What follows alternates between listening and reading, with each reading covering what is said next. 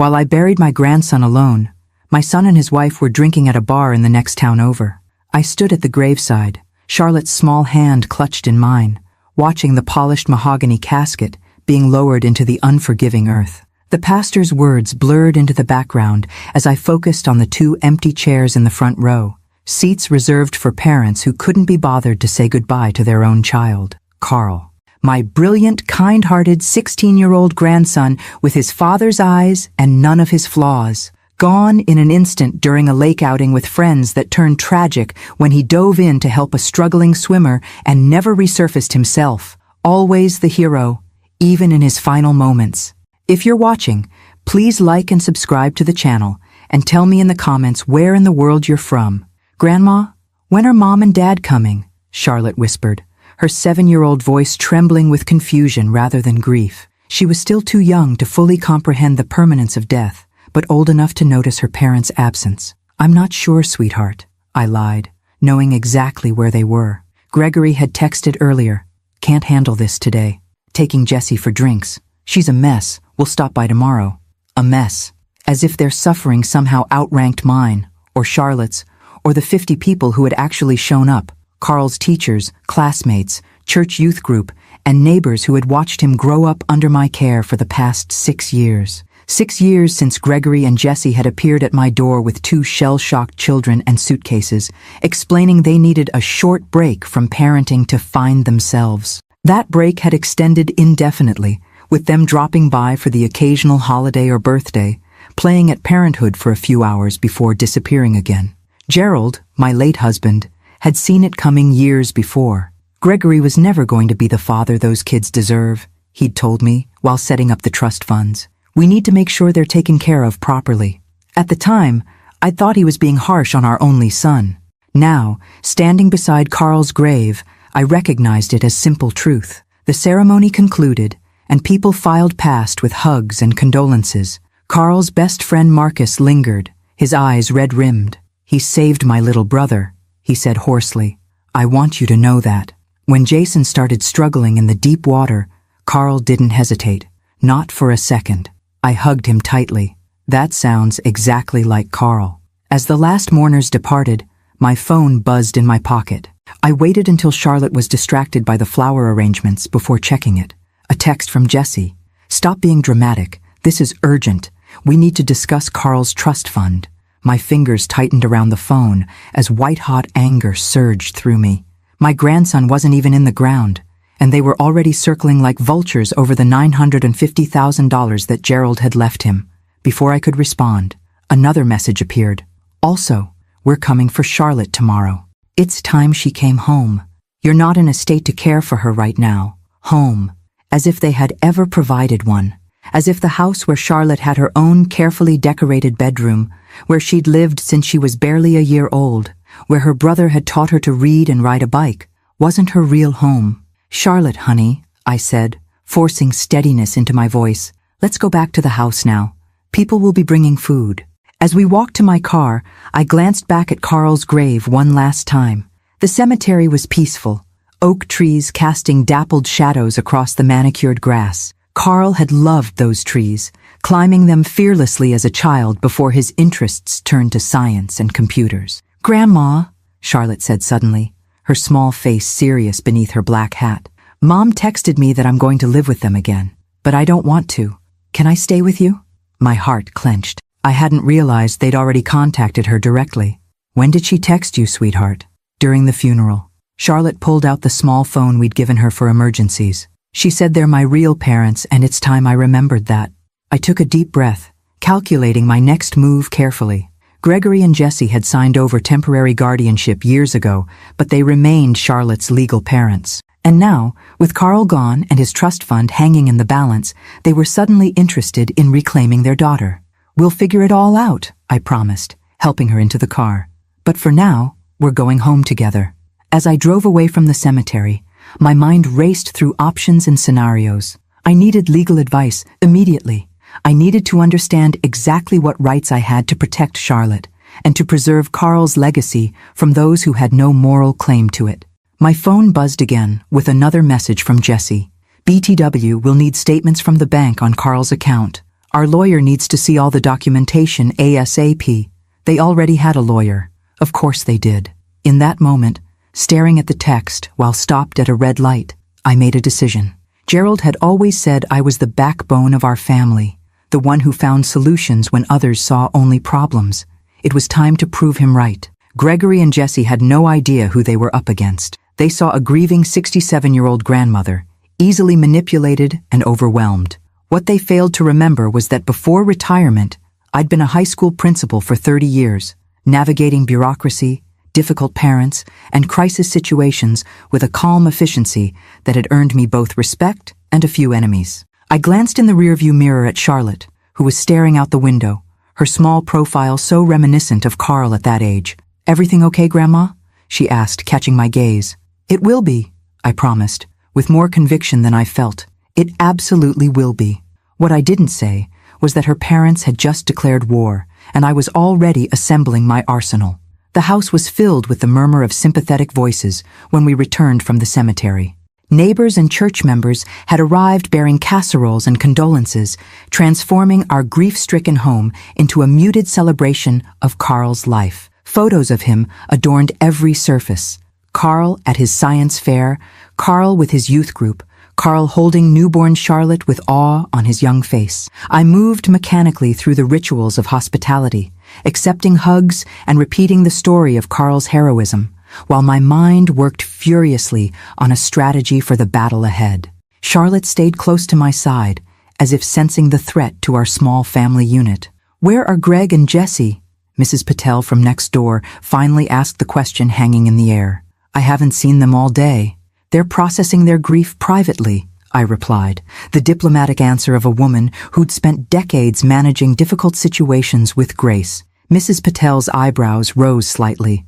"I see," she said, in a tone that confirmed she saw exactly what kind of people my son and his wife truly were. After the last guest departed, leaving behind a refrigerator packed with enough food to last a week, I tucked Charlotte into bed with extra stories and reassurances. When her breathing finally deepened into sleep, I retreated to Gerald's old office, a room I'd preserved almost exactly as he left it 3 years ago.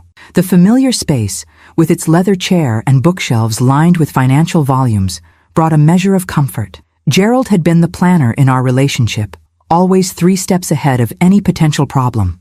I needed his foresight now more than ever. I unlocked the bottom drawer of his desk, where he kept important documents. The trust fund paperwork was organized in meticulous folders, each labeled in Gerald's precise handwriting: Carl Wilson Trust and Charlotte Wilson Trust. A third folder caught my eye: Contingency Measures. My hands trembled slightly as I opened it. Inside was a letter addressed to me in Gerald's handwriting, dated just 2 months before his heart attack. "My dear Carol, if you're reading this, I suspect Gregory and Jessie have made a move for the children's money. I've seen the calculation in their eyes whenever finances are mentioned, and I fear that my death might embolden them. I've structured both trusts with multiple safeguards. As primary trustee, you have considerable discretionary power. In the event of Carl or Charlotte's death before age 25, the funds do not automatically revert to Gregory and Jessie. Instead, they remain in trust, with you maintaining trustee authority to distribute according to what you believe the child would have wanted.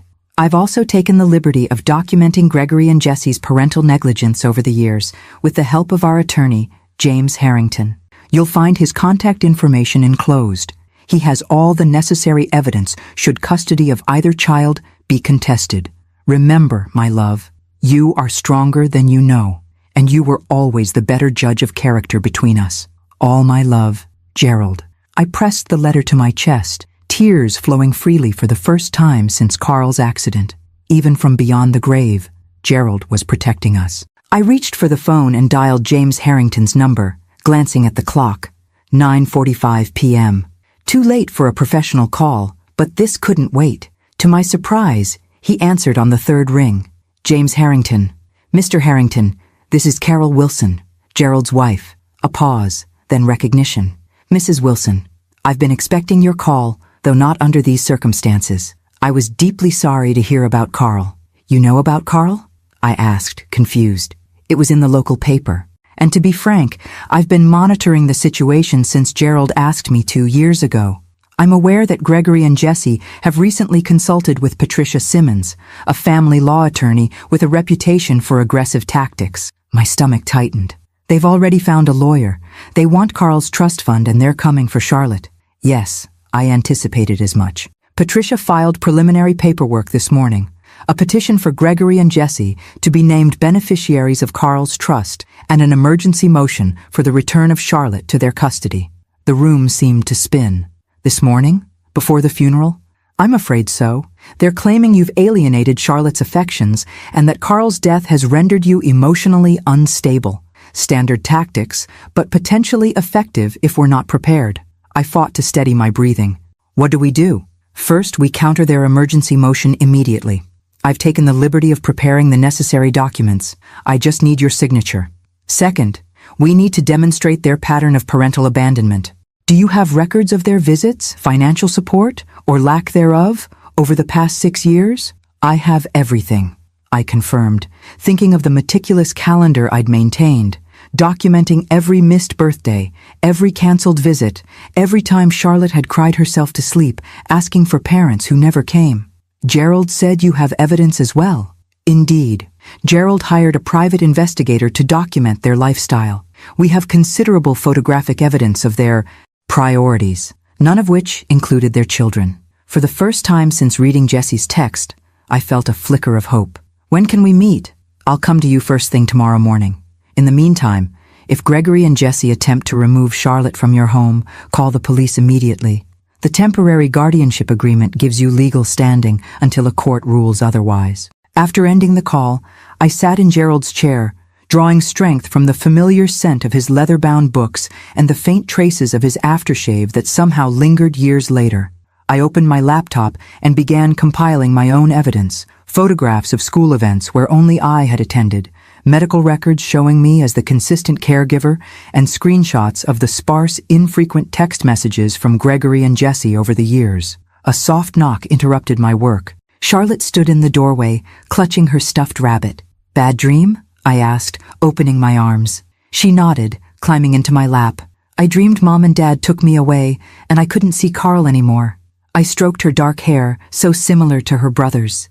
"Carl will always be with us in our hearts, sweetheart, and you and I are staying together. I promise." As Charlotte drifted back to sleep in my arms, I made another promise, silent but no less binding. I would honor Carl's memory and protect his sister, no matter what it took. Gregory and Jesse had declared war at the worst possible moment, when they thought grief had weakened me. They were about to discover how very wrong they were. James Harrington arrived at 8 the next morning, carrying a leather briefcase and exuding the quiet confidence of a man accustomed to winning. In his mid-60s with silver hair and wire-rimmed glasses, he reminded me of Gerald in his methodical approach to problems. "They'll be here by 10, he warned, setting out documents on my dining room table. "Gregory called my office demanding to know why I'm representing you instead of them. He seems to believe family loyalty should override professional ethics." I snorted, pouring us both coffee. Gregory has always had a selective understanding of loyalty.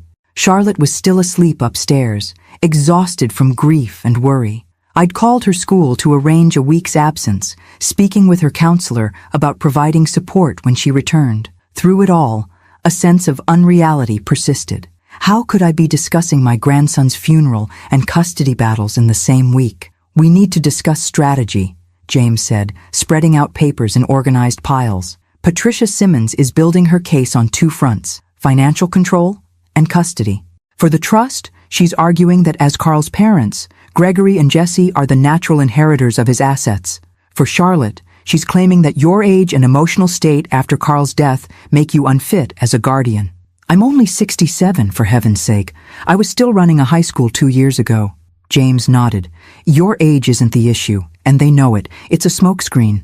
What they really want is control of both trusts, Carl's $950,000 and access to Charlotte's $750,000 through regaining custody." I sipped my coffee, the bitterness matching my mood.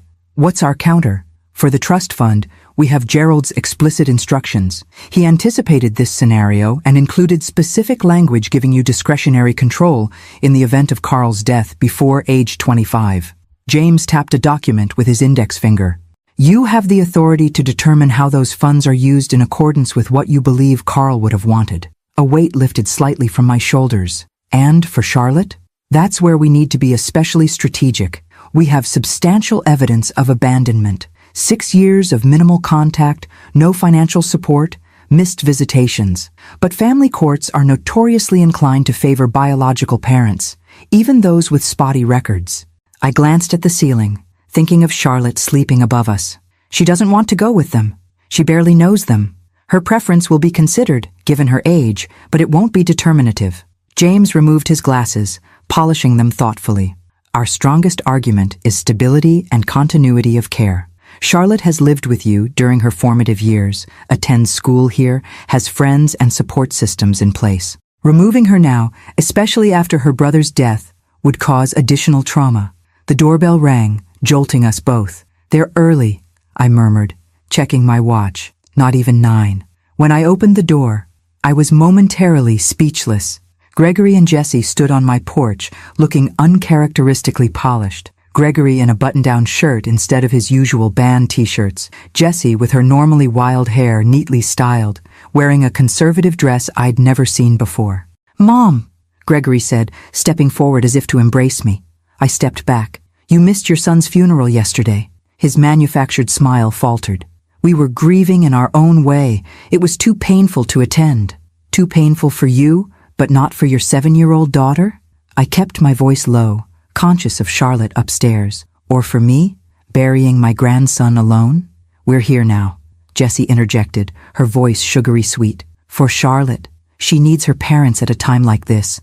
"She needed her parents for the past 6 years," I replied evenly. "Funny how you've suddenly remembered that now."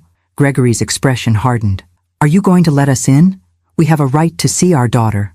"You have scheduled visitation rights, as outlined in the temporary guardianship agreement you both signed.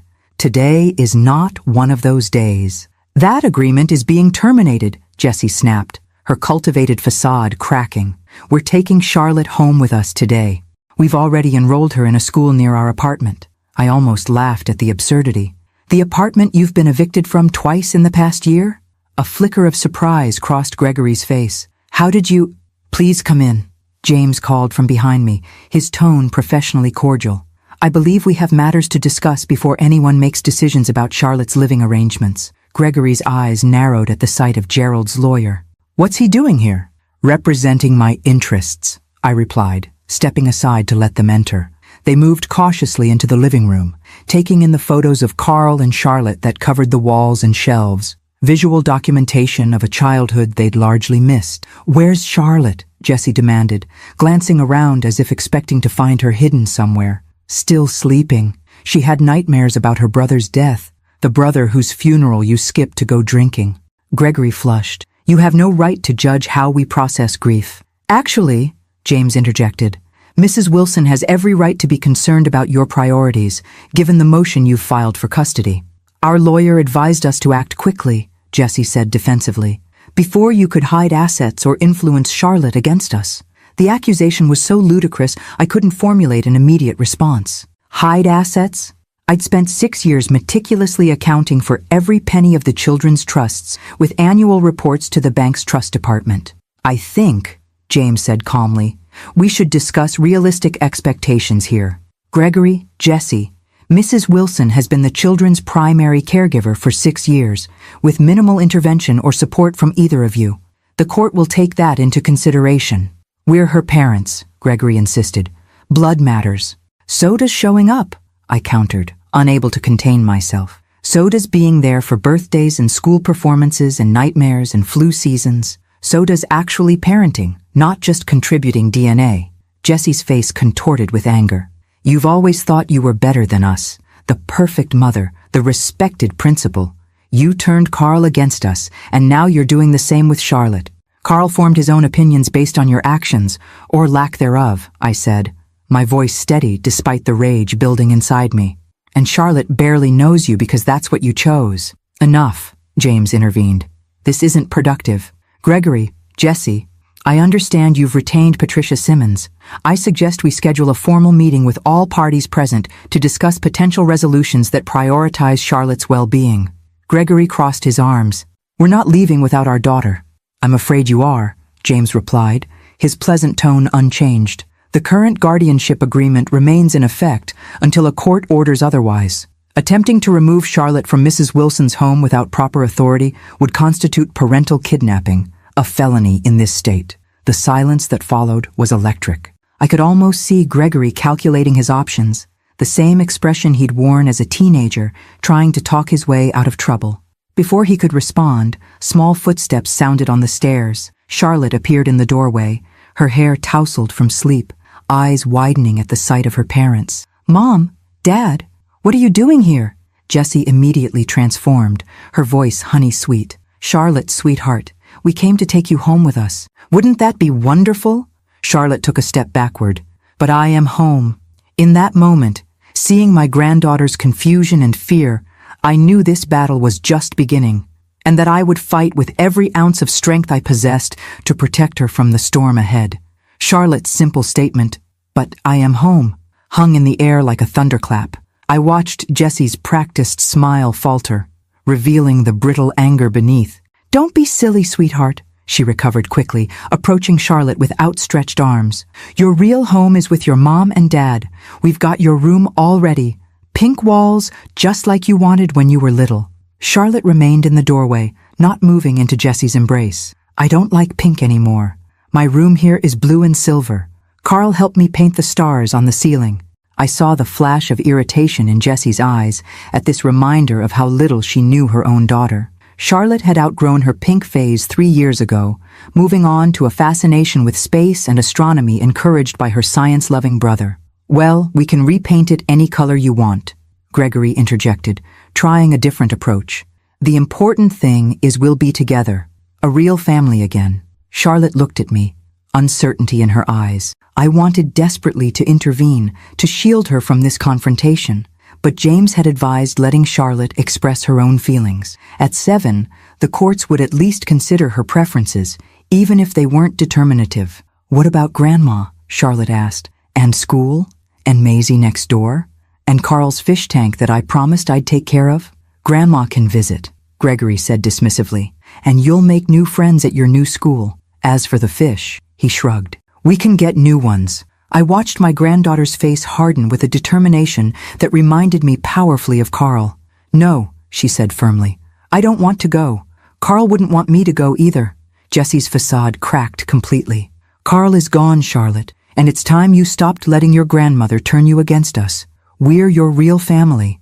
"I think," James interrupted smoothly, "that this conversation is causing Charlotte unnecessary distress. Gregory, Jessie, perhaps we should continue our discussion without her present." "She's our daughter," Jessie snapped. "We don't need your permission to talk to her." I crossed to Charlotte, placing a protective hand on her shoulder. "Sweetheart, why don't you go upstairs and get dressed? Maybe check on Carl's fish. I'll bring you some breakfast in a little while." Charlotte hesitated, looking between her parents and me. "Are they going to make me leave?" "No decisions are being made today," James answered before I could. "Right now, you continue living with your grandmother, just like always." After Charlotte retreated upstairs, Gregory rounded on me. "You've poisoned her against us, turned our own daughter into a stranger." "Charlotte is not a stranger," I replied evenly. "She's the child you left with me 6 years ago and visited maybe 10 times since. She's the little girl who stopped asking when you were coming for her birthday after you missed 3 in a row. She's a second grader who excels at math, has 2 best friends named Maisie and Zoe, and sleeps with the nightlight on because she's afraid of the dark. If she seems like a stranger to you, Gregory, that's entirely your doing, not mine." Gregory's face flushed dark with anger. "You self-righteous." "That's enough," James cut in, his voice suddenly steely. "This meeting is clearly unproductive. I suggest we continue communication through proper legal channels. Mrs. Wilson has offered reasonable visitation with Charlotte while the court considers your petition. I advise you to accept that offer as evidence of your genuine interest in Charlotte's well-being." "We're not settling for visitation," Jessie retorted. "We want our daughter, and we want Carl's trust fund released immediately. Carl would have wanted us to have it." The naked greed in her statement stunned me into momentary silence. James, however, didn't miss a beat. "That's an interesting perspective considering Carl's journal entries specifically discussing his concerns about your financial motives." James removed a bound notebook from his briefcase, Carl's journal, which I'd provided him earlier that morning. "Would you like me to read some relevant passages for the record?" Gregory paled visibly. "You can't use a dead kid's diary against his parents. That's sick." "On the contrary," James replied calmly. "Carl's expressed wishes regarding his trust fund are highly relevant to how it should be managed now. For instance, his entries from just 3 months ago, where he discusses his plans to use the money for college and to establish a scholarship for underprivileged students interested in environmental science. I hadn't known about that plan. The revelation brought fresh tears to my eyes, thinking of my grandson's generous spirit, his desire to help others, even while planning his own future. "This is ridiculous," Jessie snapped, gathering her purse. "Our lawyer will be in touch. Don't think for a minute this is over." "One moment," James said, removing another document from his briefcase. "Before you go, you should be aware that Mrs.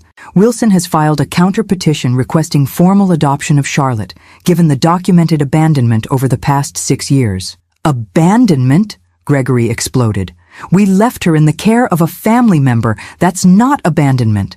"The law disagrees," James replied, unperturbed. "Specifically, the failure to maintain consistent contact, provide financial support, or demonstrate meaningful parental involvement for a period exceeding 18 months constitutes constructive abandonment in this state. You've done all 3 for over 6 years. Jessie grabbed Gregory's arm.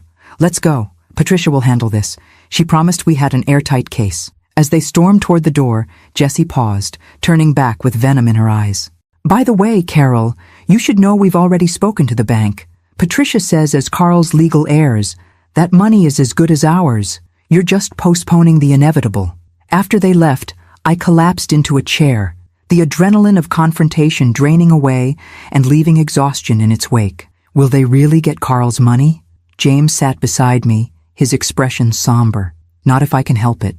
Gerald was very explicit in the trust documentation, but we need to prepare for an aggressive legal battle. Patricia Simmons has a reputation for scorched earth tactics in family court. What about Charlotte? That's more complicated. Despite their negligence, there's a strong presumption in favor of biological parents. Our best strategy is to demonstrate that uprooting Charlotte now would cause significant psychological harm, especially following her brother's death." I nodded, thinking of the little girl upstairs who had already lost so much. "What's our next move?" "We document everything, every interaction, every statement about their intentions for the money. We gather character witnesses, Charlotte's teachers, your neighbors, anyone who can testify to the stability of her life with you versus the chaos with them." James packed his documents methodically.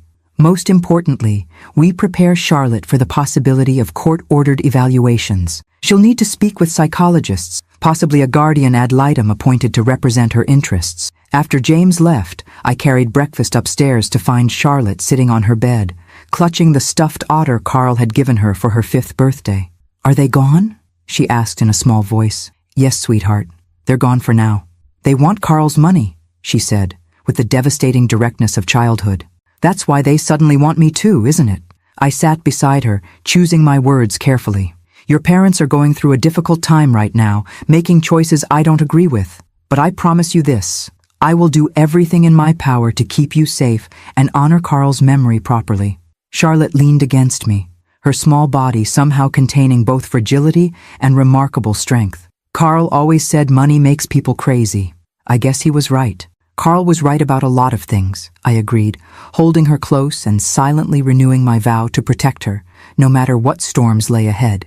The media caught wind of the story 3 days later. I opened my front door to find the local newspaper's weekend edition featuring a side column headline, "Family Battles Over Drowned Teen's $1 Million Trust Fund." The reporter had somehow obtained details about the legal filings, presenting the case as a sensationalized family drama rather than the heartbreaking reality we were living. Charlotte, thankfully, was at a play date with Maisie next door, a brief reprieve from the grief and tension permeating our home. I scanned the article with mounting horror, noting quotes from sources close to the family who claimed I was emotionally manipulating my granddaughter while hoarding assets rightfully belonging to the parents. Gregory and Jessie, or more likely their attorney, had taken their battle to the court of public opinion. I was still seething when my phone rang. The caller ID displayed a name I hadn't seen in years, Michael Wilson, Gregory's younger brother, who had moved to California after a falling out with the family nearly a decade ago. Mike? I answered cautiously. Carol, thank God. His voice sounded tight with emotion. I just saw the news online. Is it true about Carl? The genuine grief in his voice brought fresh tears to my eyes. Yes, a drowning accident at Lake Millerton. He was trying to save another boy. That sounds like Carl. Always the hero. Mike paused. And now Greg and Jesse are suing you for his trust fund and custody of Charlotte? After abandoning both kids for years? You've been keeping tabs on the family? I asked, surprised. From a distance. I call one of your neighbors every few months to check in. Mrs. Patel. She keeps me updated. That explained the occasional knowing look in my neighbor's eyes when I mentioned Mike's absence from family events. I'm coming home, he continued. I'll be on the next flight. This is beyond the pale, even for Greg. I hadn't expected this. Mike had left Pennsylvania after a bitter argument with Gerald and Gregory over the family construction business. Gerald had chosen Gregory to take over, despite Mike's superior work ethic and business acumen, simply because Gregory was the eldest son. The business had failed within 3 years under Gregory's mismanagement, a vindication Mike never got to witness since he'd already severed contact by then. That's not necessary, I started, but he cut me off. It absolutely is. Carl and Charlotte are my niece and nephew, even if I've been a lousy long-distance uncle. And you're more of a parent to me than my biological father ever was. His voice hardened. I'm not going to sit back while Greg and that parasite he married try to cash in on Carl's death. Within 24 hours, Mike was sitting in my living room, jet-lagged but determined. At 39, he'd matured into a successful architect with his own firm in San Francisco. A far cry from the angry young man who'd left Pennsylvania. His presence brought unexpected comfort. Another person who genuinely grieved Carl rather than calculating the value of his trust fund. I've read all the legal documents, he said, reviewing the papers James had left with me. Gerald was smart to set things up this way, giving you discretionary control. But Greg's going to fight dirty. He always does. He already is. I sighed. They've painted me as a manipulative old woman trying to steal their children's inheritance. Mike's jaw tightened. Let me talk to him. Maybe I can make him see reason. I doubt it. This isn't just Gregory. It's Jesse driving this. And their lawyer has convinced them they have a winnable case. Then let me help another way. Mike leaned forward intently. I want to testify about Greg's character, his history of financial irresponsibility, how he ran Dad's business into the ground, how he always took the easy path, regardless of who got hurt. That's family dirty laundry, I cautioned. Are you sure you want to go public with all that? If it protects Charlotte and honors Carl's legacy? Absolutely. Mike's expression was resolute. Greg forfeited any claim to family loyalty when he abandoned his children, then came crawling back for their money. The doorbell interrupted our conversation. I opened it to find Marcus, Carl's best friend, standing awkwardly on the porch with his parents. Mrs. Wilson, I'm sorry to bother you, he began, but I saw the newspaper article, the stuff they're saying about you. It's all lies. His mother, Elena Rodriguez, stepped forward. We want to help, Carol. Carl was like a second son in our home. Marcus has 4 years of text messages from Carl discussing his parents' absence and how grateful he was for your care. And videos, Marcus added, from when he was helping my brother after the accident. He recorded himself and Jason on his phone right before. His voice cracked. Before he went back in to try again. I stared at them, uncomprehending. There's video of the accident? Marcus nodded solemnly.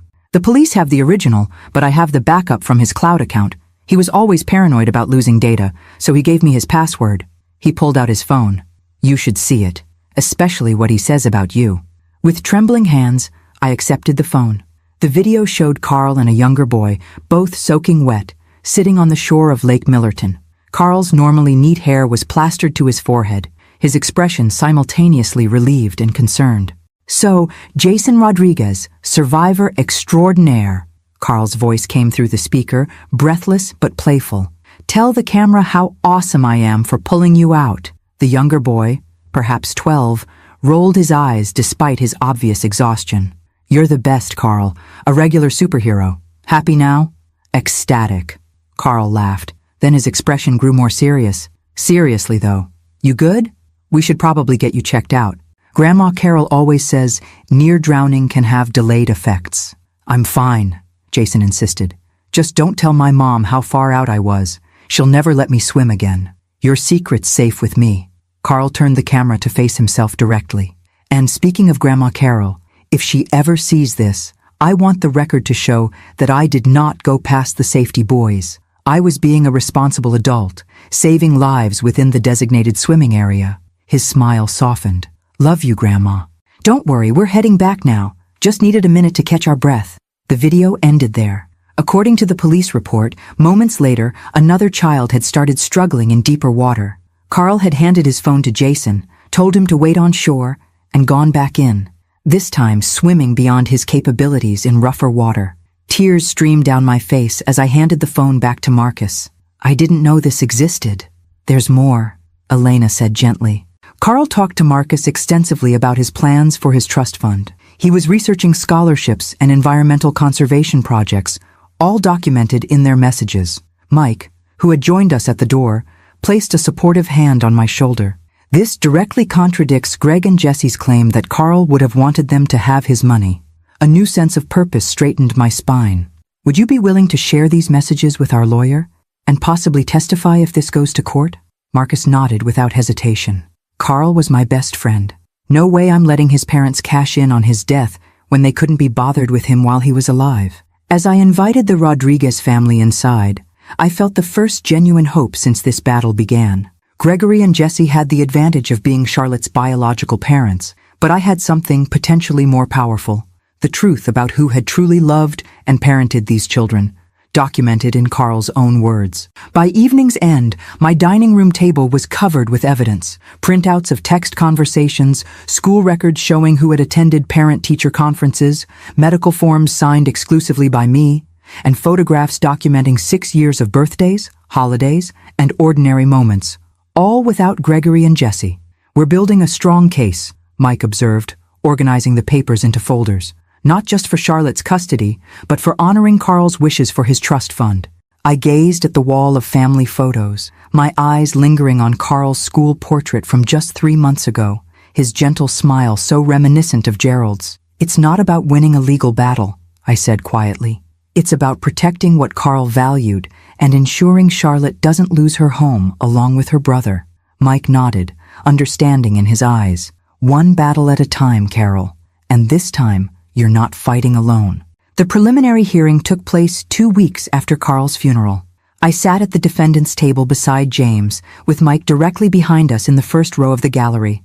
Across the aisle, Gregory and Jesse presented the picture of grieving parents in subdued business attire, a striking contrast to their typical casual appearance. Their attorney, Patricia Simmons, was everything James had warned me about, sharp-featured and sharper-tongued, with a predatory confidence as she arranged her documents. She had already filed multiple motions attempting to exclude Carl's text messages and journal entries, arguing they represented hearsay from a minor and were potentially manipulated after his death. Thankfully, the judge had denied these motions, recognizing their relevance to Carl's wishes regarding his trust fund. Charlotte was not present, spared this proceeding by the judge's decision to interview her privately in chambers later. She'd spent the morning with the Rodriguez family, who had become unexpected pillars of support during this ordeal. All rise, the bailiff announced as Judge Harriet Watkins entered, a veteran family court judge known for her no-nonsense approach. After the preliminaries, Patricia Simmons launched immediately into her narrative. Your Honor, this case is fundamentally about parents seeking to reclaim their parental rights and secure the inheritance legally intended for them following the tragic death of their son. Mrs. Wilson has used her position as temporary guardian to alienate these children from their biological parents and now seeks to deny them both custody of their daughter and access to funds rightfully theirs as Carl Wilson's legal heirs. Judge Watkins's expression remained neutral, but I noticed her eyes sharpen at Simmons's characterization. Mr. Harrington, your response? James rose calmly. Your Honor, this case is about honoring the explicit legal arrangements made by Gerald Wilson before his death, which granted Carol Wilson trustee authority over both children's trust funds with specific provisions regarding distribution in the event of either child's death before age 25. It is also about maintaining stability for Charlotte Wilson, who has resided with her grandmother for 6 years with only minimal contact from her parents. Finally, it is about respecting Carl Wilson's clearly documented wishes regarding his trust fund, which demonstrably did not include transferring it to parents who were largely absent from his life. Judge Watkins nodded. Let's address the trust fund issue first, as it appears to be driving much of this dispute. Ms. Simmons, on what grounds do your clients claim entitlement to Carl Wilson's trust fund, despite the explicit language giving Mrs. Wilson discretionary authority?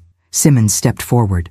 Your Honor, as Carl's legal parents, Gregory and Jessica Wilson are his natural heirs under state law. The discretionary authority granted to Mrs. Wilson was intended for managing the fund until Carl reached maturity, not for circumventing inheritance laws after his death. That's a creative interpretation, Judge Watkins remarked dryly. Mr. Harrington, the trust document language? James presented the relevant papers. Section 14, paragraph C, explicitly states, in the event of the beneficiary's death prior to age 25, the trustee shall retain discretionary authority to distribute remaining funds in a manner consistent with the beneficiary's expressed wishes or best interests. Gerald Wilson specifically included this language to prevent exactly this scenario. The judge reviewed the document carefully. Ms. Simmons, this language seems clear.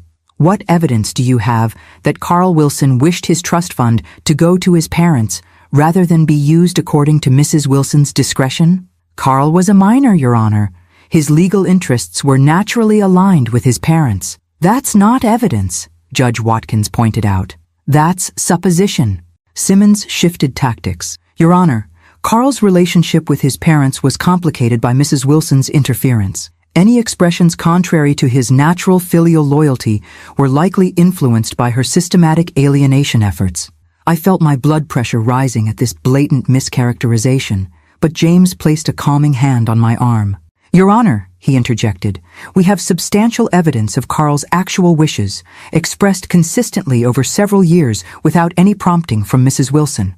The judge gestured for him to proceed.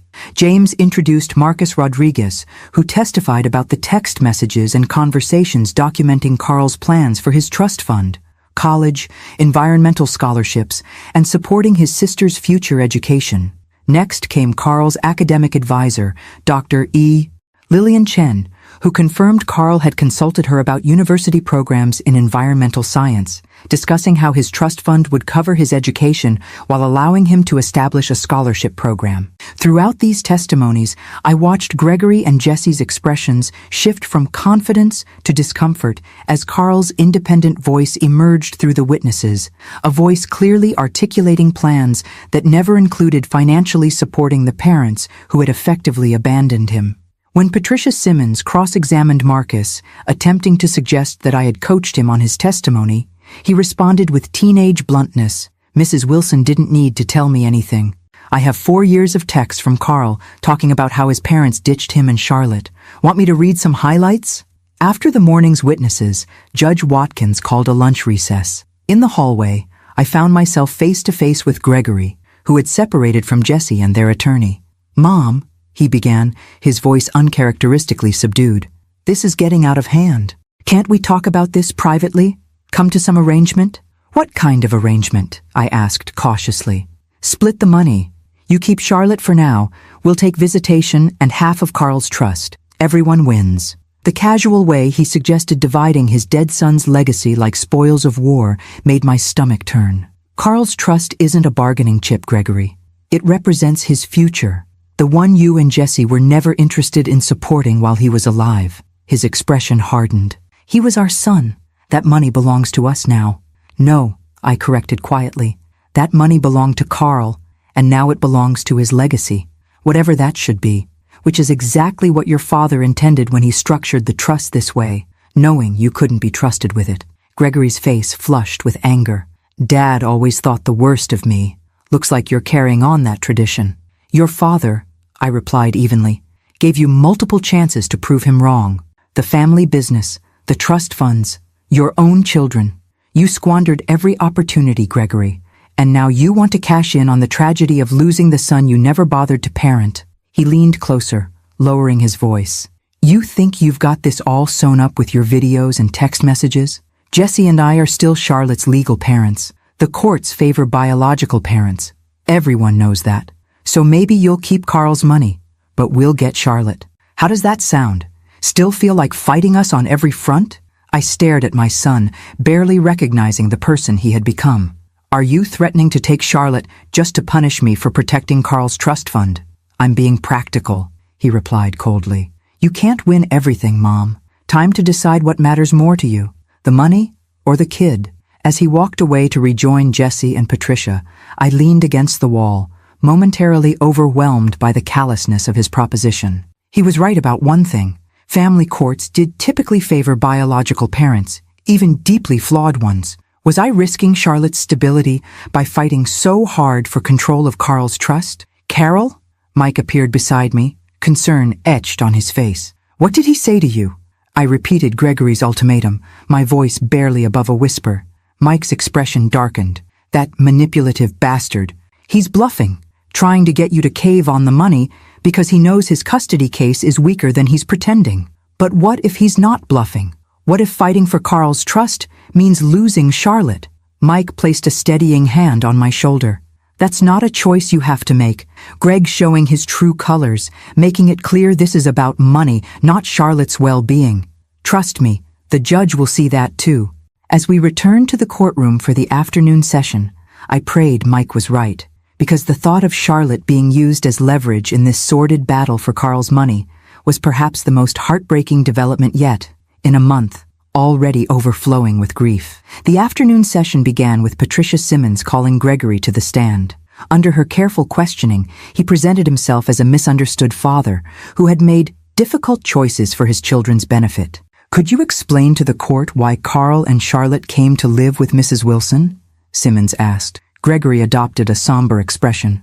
Jesse and I were going through a rough patch financially. We both lost our jobs within months of each other and were facing eviction. Rather than subject the children to instability, we made the heartbreaking decision to temporarily place them with my mother while we rebuilt our lives. And why did this temporary arrangement extend to 6 years? We wanted to ensure complete stability before disrupting their lives again, Gregory replied smoothly. Every time we felt ready to transition them home, another challenge would arise. A job loss, a housing issue, health problems. We always stayed involved, visiting when possible, calling regularly. The fabrications were so blatant I had to grip the table to keep from objecting aloud. James made notes steadily, preparing for cross-examination. How would you describe your relationship with Carl before his tragic accident? Gregory's eyes glistened with what I recognized as his practiced tears, the same performance he'd used to avoid consequences since childhood. We were rebuilding our connection, he claimed. Carl was at that difficult teenage stage, influenced by my mother's negative perspective on us, but we were making progress. We had plans to take him on a fishing trip this summer. This was news to me. No such trip had ever been mentioned to Carl, who had already committed to a science camp in July. And how has his loss affected you and your wife? Devastated doesn't begin to cover it, Gregory said, voice breaking perfectly on cue. Losing our son before we could fully repair our relationship is a pain we'll carry forever. All we have left is Charlotte and the legacy Carl left behind, which we intend to use partially to establish a memorial fund in his name. This last statement, the first mention of any plans for Carl's money beyond their own use, was clearly a calculated addition for the judge's benefit. When James rose for cross-examination, his manner was deceptively gentle. Mr. Wilson, you testified that you called your children regularly. Could you estimate how many times you spoke with Carl by phone in the year before his death? Gregory shifted uncomfortably. I don't keep an exact count. Maybe monthly? Sometimes more. I see. The phone records subpoenaed from your service provider show exactly 7 calls to your mother's home number in the past 12 months, with an average duration of less than 4 minutes. Does that refresh your recollection? Gregory flushed. I may have called from other phones, or texted. Indeed. We also have Carl's phone records, which show no texts from your number in the past 6 months. James approached with a document. This is a calendar Mrs. Wilson maintained documenting all contact between you and the children. It shows you visited exactly 3 times in the past year. Christmas Day for 2 hours, Carl's 16th birthday for approximately 45 minutes, and one unannounced visit last August. Would you like to dispute this documentation? My mother was obviously keeping score to use against us, Gregory muttered. Moving to financial matters, James continued, unperturbed. You testified about financial hardships preventing you from caring for your children. Yet your social media accounts show 4 vacations in the past 2 years, including a 2-week trip to Cancun 3 months ago. How do you reconcile these expenditures with your claimed inability to support your children? The questioning continued relentlessly, exposing contradiction after contradiction in Gregory's narrative. By the time James finished, Gregory's polished facade had crumbled into defensive hostility. Jessie's testimony followed a similar pattern. Rehearsed sympathy-seeking statements dismantled by documented evidence of her absence from the children's lives. When confronted with the text she'd sent me immediately after Carl's funeral about his trust fund, her explanation was particularly telling. I was in shock, grieving. I didn't express myself well, she claimed. So in the midst of this profound grief, James clarified, your primary concern was accessing Carl's trust fund? Not comforting your daughter or supporting your mother-in-law who was handling the funeral arrangements alone? That's twisting my words, Jessie snapped, composure slipping. We needed to secure our family's future, including Charlotte's. Yet Charlotte already has her own trust fund, James pointed out.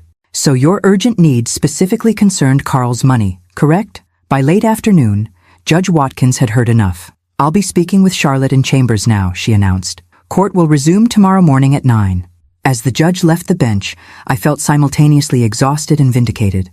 The documentary evidence had effectively countered Gregory and Jessie's carefully constructed narrative, but I knew Charlotte's interview could be decisive, particularly for the custody aspect of the case. You did well, James assured me as we gathered our materials. Gregory and Jessie both appeared self-serving and dishonest. Judge Watkins doesn't miss much. What should we expect from Charlotte's interview? I asked anxiously.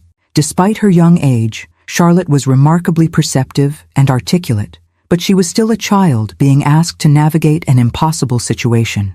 The judge will ask age-appropriate questions about her living situation, her relationship with you versus her parents, and her preferences, James explained.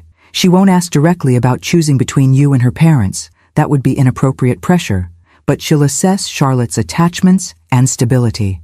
In the courthouse corridor, I spotted Dr. Martinez, the court-appointed psychologist who had evaluated Charlotte the previous week. She approached with a professional smile. Mrs. Wilson, I've just submitted my report to Judge Watkins. I can't discuss specifics, but I want you to know Charlotte handled our sessions with remarkable poise. You've raised a very resilient young lady. Thank you, I replied, grateful for the small reassurance. This has been so difficult for her, losing her brother and now facing this uncertainty. Children are often more aware than we give them credit for, Dr. Martinez observed. Charlotte understands more about this situation than either side might expect. As she walked away, I wondered what exactly Charlotte had revealed in those evaluation sessions. Had she mentioned Gregory and Jessie's sudden interest in her brother just months before his death? Or the years of missed birthdays and broken promises? Or perhaps the overheard phone conversations where I'd tried to convince them to attend school events or doctor's appointments? Mike joined us as we prepared to leave. I've been watching the gallery, he reported. Greg and Jessie have been huddling with Patricia after each damaging testimony. They look rattled. Good, I said with uncharacteristic vehemence. They should be rattled. Everything they've claimed has been a self-serving distortion. Don't get overconfident, James cautioned. Tomorrow, they'll present character witnesses attempting to undermine your fitness as Charlotte's guardian. Patricia has listed several names, including your former colleague Richard Daniels. I frowned in confusion. Richard? But we barely worked together. He was in the math department. I was the principal. Apparently, he has testimony regarding your excessive work hours and prioritization of career over family, James explained. They're trying to paint you as being as negligent with Gregory as they've been with their children. The irony was so bitter I almost laughed. I worked those hours to put Gregory through college, which he dropped out of, and to support this family after Gerald's construction business struggled. Richard Daniels wouldn't know the first thing about my family priorities. We'll counter it, James assured me. The important thing is to rest tonight. Tomorrow will be another long day. As we parted in the parking lot, I couldn't help wondering what Charlotte was saying at that very moment in the judge's chambers, and whether her 7-year-old voice would ultimately prove more powerful than all our legal maneuvering combined. The next morning, I arrived at the courthouse to find an unexpected figure waiting outside the courtroom. Diane Fulton, Jesse's mother, whom I hadn't seen since Charlotte's christening 7 years earlier. Time hadn't been kind to her. Excessive drinking had left her face puffy and lined beyond her 60 years. "Carol," she acknowledged stiffly. "Didn't expect to see me, did you?" "No," I admitted, wary of her presence. "Are you here to support Jesse and Gregory?" She gave a short, bitter laugh. "That's what they think. Patricia prepped me to testify about what a wonderful mother Jesse was to those kids before they went to live with you." I tensed, preparing for another front in this battle. "I see." "No, you don't," Diane said, her voice lowering. "I'm not going to lie for them, Carol. I couldn't stomach it. Not after Carl." Her eyes filled with tears. "That boy sent me a Christmas card every year, you know, addressed in his careful handwriting, always with a little note updating me about his life and Charlotte's. Jesse hasn't called me on Christmas in 5 years, but Carl never forgot." This was news to me. Carl had never mentioned maintaining contact with his maternal grandmother. "He was a thoughtful boy," I said cautiously, "because you raised him that way." Diane straightened as the courthouse doors opened. "Just wanted you to know. They might have subpoenaed me, but they're not getting the testimony they expect. I've had enough of covering for Jesse's choices." Inside the courtroom, the mood was tense. Judge Watkins entered, looking solemn, and I wondered what Charlotte had revealed in their private conversation. The morning began with Patricia Simmons calling Richard Daniels, as James had warned. The former math teacher testified that I had regularly stayed at school until late evening, often prioritizing administrative duties over family responsibilities. Under cross-examination, however, he reluctantly admitted he had no first-hand knowledge of my home life, and that most of my late evenings had involved student events or parent conferences. In fact, James pressed, wasn't Mrs. Wilson known for personally attending every student activity possible, supporting children whose own parents often couldn't be bothered to show up? Daniels conceded this point, his testimony ultimately strengthening rather than damaging my reputation as someone who cared deeply about children's well-being. Next came Jesse's college roommate, who described Jesse as always talking about wanting a family, and devastated when circumstances forced her to let the children stay with their grandmother. This carefully constructed narrative crumbled when James produced social media posts from the same woman, dated during the children's early years with me, showing Jesse partying with the caption, "Free at last, just child-free, just party life." By mid-morning, Patricia Simmons called Diane Fulton to the stand. I held my breath, despite Diane's earlier assurance. "Mrs. Fulton, how would you characterize your daughter's relationship with her children before they went to live with Mrs. Wilson?" Patricia began confidently. Diane looked directly at Jesse, who smiled encouragingly. "Inconsistent," she answered flatly. Patricia faltered. "Could you elaborate?" "Jesse loved the idea of having children more than the reality," Diane said, her voice steady. "When they were babies, she'd dress them up for photos, then hand them off to Gregory or me or Carol when they cried. As they got older and more demanding, she found endless reasons to be elsewhere." Patricia approached the witness stand. "Mrs. Fulton, this contradicts your earlier statement to me." "I know," Diane replied. "I was going to lie because Jessie is my daughter, and I wanted to help her.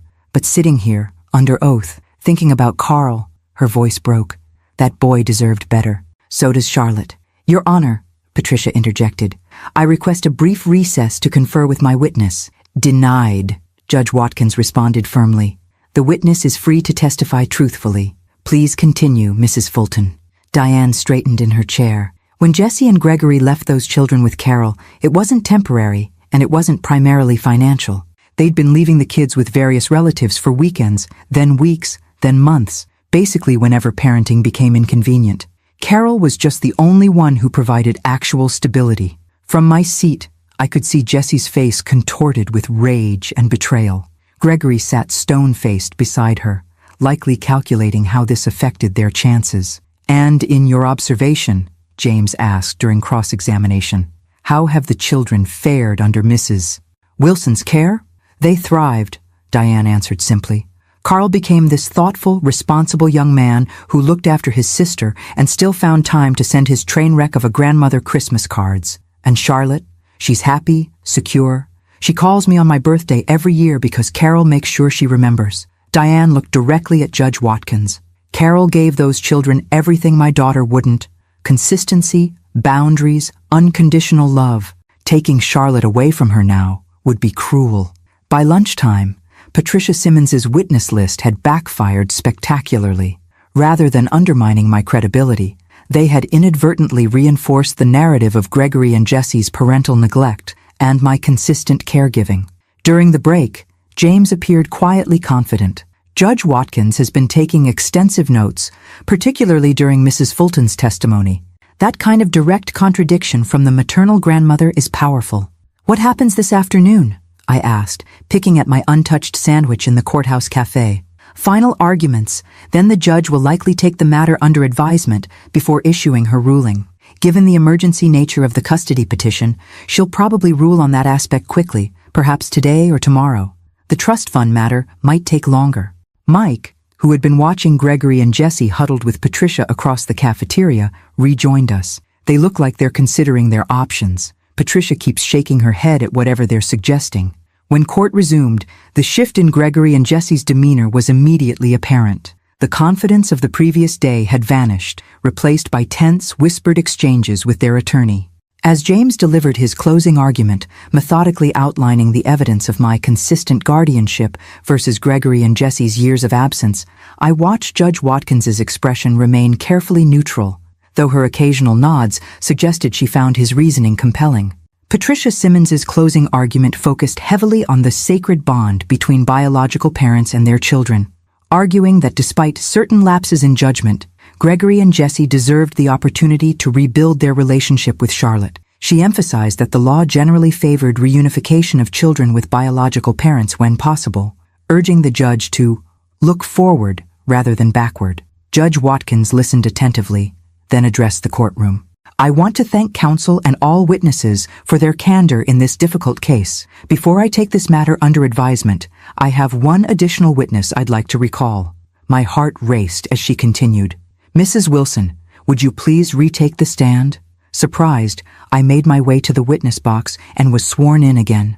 Mrs. Wilson, Judge Watkins began, I've reviewed all testimony and evidence, including my conversation with Charlotte and Dr. Martinez's psychological evaluation. I have just one question for you. She leaned forward slightly. If you retain custody of Charlotte and control of Carl's trust fund, what specifically do you intend to do with those funds? The directness of the question momentarily caught me off guard. I took a deep breath, centering myself before answering. Your Honor, I've given this considerable thought. Based on Carl's documented wishes and the values he expressed throughout his life, I would establish 3 specific allocations. First, a college fund securing Charlotte's education through graduate school, if she chooses that path. Second, a scholarship program in Carl's name for students pursuing environmental science, his intended career. And third, I paused, emotion threatening to overwhelm me. A water safety foundation teaching underprivileged children to swim and promoting lake safety measures, so other families might be spared what we've endured. Judge Watkins nodded thoughtfully. Thank you, Mrs. Wilson. That will be all. As I returned to my seat, Gregory and Jesse exchanged glances, something unspoken passing between them. Patricia Simmons was writing furiously on her legal pad. Court is adjourned, Judge Watkins announced. I will issue my ruling on the custody matter tomorrow morning at 9. The trust fund issue will be addressed in a written opinion to follow. As the courtroom began to empty, I felt oddly calm, despite the uncertainty still hanging over us. Whatever happened tomorrow, I had fought with everything I had for both Carl's legacy and Charlotte's future. I had told the truth, stood my ground, and articulated a vision for the trust fund that truly honored my grandson's values. Walking toward the exit, I heard Gregory call my name. I turned reluctantly, James and Mike instantly flanking me protectively. Mom, he said, his voice uncharacteristically subdued. We need to talk, privately. I regarded my son warily, remembering his earlier ultimatum about choosing between Charlotte and Carl's money. I think everything that needs to be said has been said in court, Gregory. Please, he insisted, an unfamiliar desperation in his voice. 5 minutes. Without the lawyers, James placed a protective hand on my shoulder. You don't need to speak with him outside of court, Carol. Not after everything that's happened. I studied Gregory's face, the features so like Gerald's, yet lacking his integrity. What could he possibly want now, after 2 days of courtroom character assassination? 5 minutes, I agreed finally. In the conference room. But Mike stays with me. Gregory hesitated, then nodded reluctantly. The small conference room off the main corridor offered privacy with its frosted glass walls. Gregory sat across from me, while Mike stood guard by the door, arms crossed. "Where's Jessie?" I asked, noticing her absence. "Talking to Patricia." Gregory ran a hand through his hair, a nervous gesture he'd had since childhood. "Mom, this has gotten out of hand." "That's one way of describing your attempt to take Carl's trust fund and Charlotte away from me immediately after his death," I replied evenly. "Look, I know how it appears, but we're in trouble. Serious trouble." His voice dropped. "We owe money to some dangerous people. That's why we needed Carl's trust fund so urgently." I stared at him, processing this revelation. "What kind of trouble?" "Jessie has a gambling problem," he admitted, not meeting my eyes. "Started with casual betting on sports, escalated to online poker, then casinos. We're in debt to loan sharks for nearly $200,000. And you thought Carl's death was your convenient solution," I said, unable to keep the bitterness from my voice. "It wasn't like that," he protested, though without conviction. "We were desperate. When we heard about the accident," he trailed off, perhaps realizing how callous any continuation would sound. "So all this talk about parental rights and reconnecting with Charlotte was just a smokescreen? A way to access money to pay off gambling debts?" Gregory shifted uncomfortably. "Charlotte was leverage. We knew you'd fight for Carl's trust fund, but thought you might give in if we threatened to take her." The cold calculation behind this admission left me momentarily speechless. Mike made a disgusted noise from his position by the door. "Why are you telling me this now?" I finally asked. "Because we want to make a deal," Gregory said, leaning forward. "We'll drop everything. The custody petition, the claim to Carl's trust, all of it, if you'll help us with the debt." I studied my son, seeing not just Gerald's features, but hints of the little boy who'd once had such promise before choices and selfishness hardened him. "You're asking me to use Carl's trust fund to bail you out of gambling debts?" "Not all of it," he clarified quickly. "Just enough to get these guys off our backs. 200,000 out of nearly $1 million. You'd still have plenty for those scholarships and whatever else you mentioned to the judge." The audacity was breathtaking. "And in exchange, you'll graciously allow me to keep custody of the granddaughter I've raised for 6 years? How generous." "Mom, please." Gregory's voice took on a desperate edge. "These aren't people you can negotiate with or delay. They've already made threats. We need the money by next week or what?" I pressed. "Or they've promised to start breaking things. They mentioned knowing where we live and where you and Charlotte live." Mike stepped forward. "Are you actually threatening your own mother and daughter now, Greg? Using some phantom loan sharks as leverage?" "It's not a threat," Gregory insisted. "It's the reality we're facing. I'm trying to protect everyone." I sat back, suddenly tired beyond words. The son I'd raised had sunk lower than I'd imagined possible, using his son's death and his daughter's well-being as bargaining chips to solve gambling debts. "I need to think about this," I said finally. "We don't have much time," Gregory pressed. "Patricia's preparing to file additional motions tomorrow if the custody ruling doesn't go our way. This could drag on for months, with appeals, continuances, whatever it takes. Charlotte's stuck in limbo, your legal bills mounting." "I understand the implications," I replied coldly. "Now, if you'll excuse me, I need to consult with my attorney and check on Charlotte." Outside the conference room, I relayed Gregory's proposition to James, whose professional composure momentarily slipped into undisguised contempt. "This confirms everything we've argued about their motives," he noted. "If Judge Watkins knew they were essentially attempting to extort money from Carl's trust using Charlotte as leverage, I'm not sure it matters anymore." I sighed. "What matters is ending this quickly for Charlotte's sake. She's already lost her brother. This ongoing battle is only adding to her trauma." "What are you considering?" Mike asked, concern evident in his voice. "I don't know yet," I admitted. "Part of me wants to fight this to the bitter end on principle. But another part wonders if some compromise might be best for Charlotte, even if it means Gregory and Jessie get something they don't deserve." James placed a steadying hand on my shoulder. "Don't make any decisions tonight. Let's see what Judge Watkins rules on custody tomorrow. That will clarify our position considerably." That evening, After tucking Charlotte into bed with extra stories and reassurances, I sat in Gerald's office again, seeking wisdom from his presence that lingered in the room. The blue folder labeled Contingency Measures lay open on the desk, Gerald's meticulous planning evident in every page. A soft knock interrupted my thoughts. Charlotte stood in the doorway in her astronaut pajamas, clutching her stuffed otter. "Can't sleep, sweetheart?" I asked, opening my arms to her. She climbed into my lap, settling against me with the complete trust of a child who knows she's safe. "I keep thinking about tomorrow. Are they going to make me go with Mom and Dad?" I stroked her hair, choosing my words carefully. "I don't know what the judge will decide, but no matter what happens, I will always be your grandmother, and I will always love you and look out for you."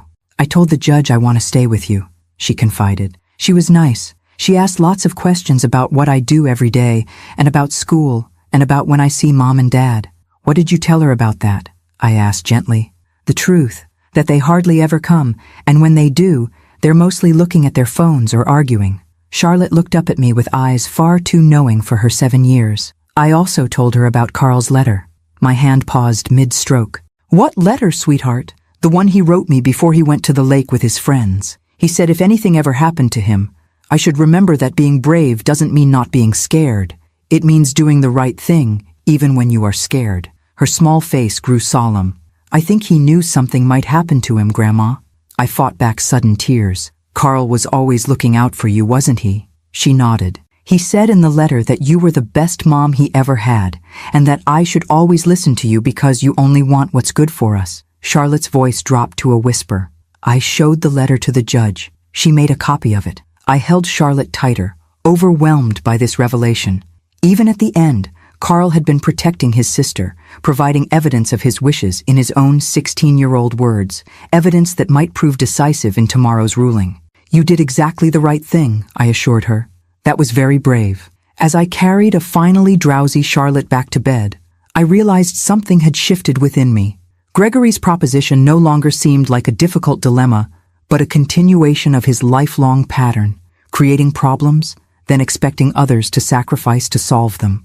Carl had given his life trying to save another child. He had lived with generosity and integrity despite his parents' example. Using his trust fund to bail out Jesse's gambling debts wouldn't honor his memory. It would betray everything he stood for. By morning, I had made my decision. Whatever Judge Watkins ruled, I would not be manipulated into compromising Carl's legacy. His trust fund would serve the purposes he had valued: education, environmental protection, water safety, not enabling the destructive behavior that had deprived him of real parents during his short life. As Charlotte and I prepared for court, she seemed calmer than I expected, carefully choosing her favorite blue dress, because Carl said blue makes people trust you. "Are you ready for this?" I asked, kneeling to adjust her collar. She nodded solemnly.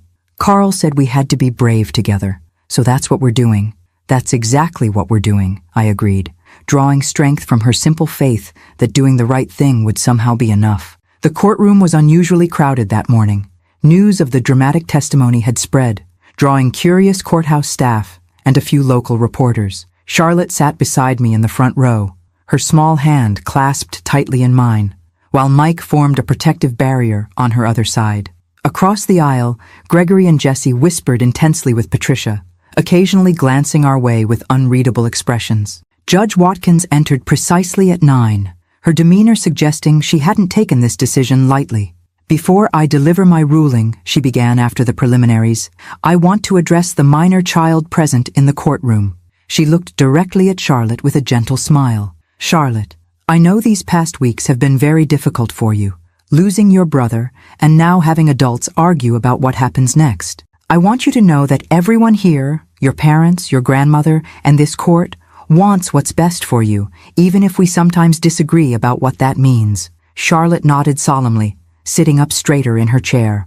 "Now, regarding the emergency petition for change of custody filed by Gregory and Jessica Wilson," Judge Watkins continued, her expression turning professional once more, "the court has carefully considered all testimony and evidence presented, with particular attention to the stable environment necessary for a child who has recently experienced significant trauma."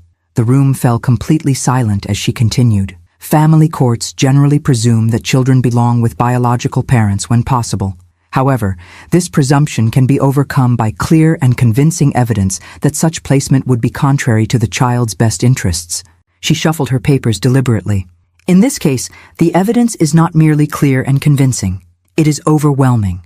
I felt Charlotte's hand tighten in mine as Judge Watkins methodically detailed her findings. The 6-year pattern of parental absence documented in calendars, school records, and witness testimony. The stability and care I had provided.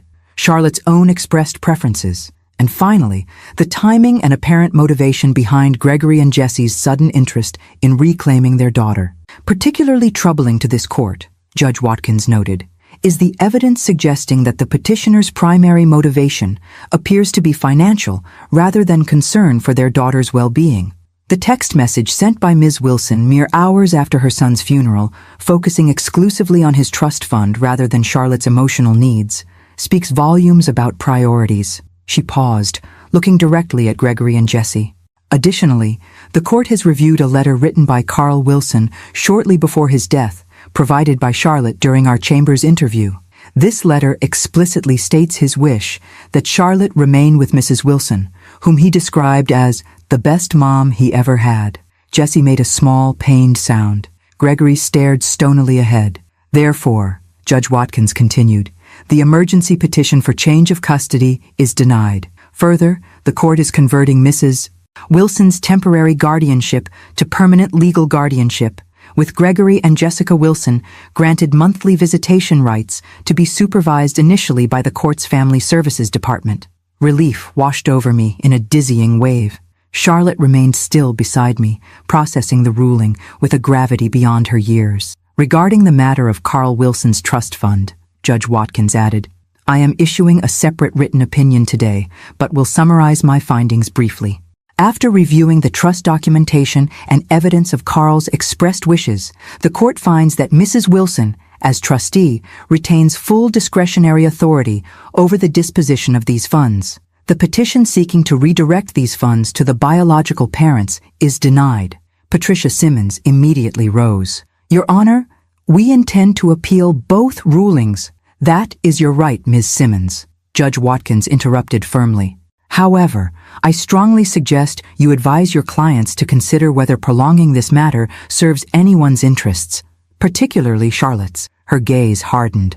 I should note that evidence presented in these proceedings raises serious questions about your client's financial management and potential exploitation of a minor's trust fund. Should you proceed with appeals, the court may feel obligated to refer these matters for further investigation. The implied warning was unmistakable. Patricia's confidence visibly faltered as she conferred quietly with Gregory and Jesse. Court is adjourned, Judge Watkins declared, bringing the gavel down with finality. As people began filing out, Charlotte looked up at me. Does this mean I get to stay with you, Grandma? For real? Yes, sweetheart, I assured her, brushing a strand of hair from her face. For real? She nodded, accepting this with the same resilience she'd shown throughout the ordeal. Carl would be happy. He was worried they might try to take me away someday. This revelation, that Carl had anticipated his parents' potential actions, added another layer to my understanding of how deeply he had tried to protect his sister, even as a teenager. As we prepared to leave, Gregory approached us hesitantly, Jesse hovering several steps behind him. Mom, he began awkwardly, we need to talk about what happens now. There's nothing to discuss, Gregory, I replied evenly. The court has ruled. Charlotte stays with me, and Carl's trust fund will be used according to his wishes, not to bail out gambling debts. His face flushed. Those people are dangerous. I wasn't exaggerating about that. Then I suggest you speak with the police, I said. Or perhaps it's time you and Jesse faced the consequences of your choices without expecting Carl or Charlotte or me to rescue you. You're really not going to help us? Disbelief colored his voice. After everything? After everything, I confirmed quietly. I'm choosing to honor Carl's memory and protect Charlotte's future. That's what parents are supposed to do, Gregory. Put their children's needs above their own. It's a lesson you and Jesse never learned. Mike stepped forward. I've already arranged for additional security at Carol's home, Greg, and I've taken the liberty of informing the local police about potential threats. They'll be keeping an eye on the neighborhood. Gregory's expression hardened. So, that's it? You're turning your back on your own son? No, I corrected him gently. I'm refusing to enable behavior that hurts the children I've been entrusted to protect. There's a difference. I took Charlotte's hand. We're going home now. You're welcome to call and arrange supervised visitation through family services, as the judge ordered. As we walked away, I heard Jessie's angry voice behind us. This isn't over, Carol. You can't just— Actually, she can, Mike interrupted firmly.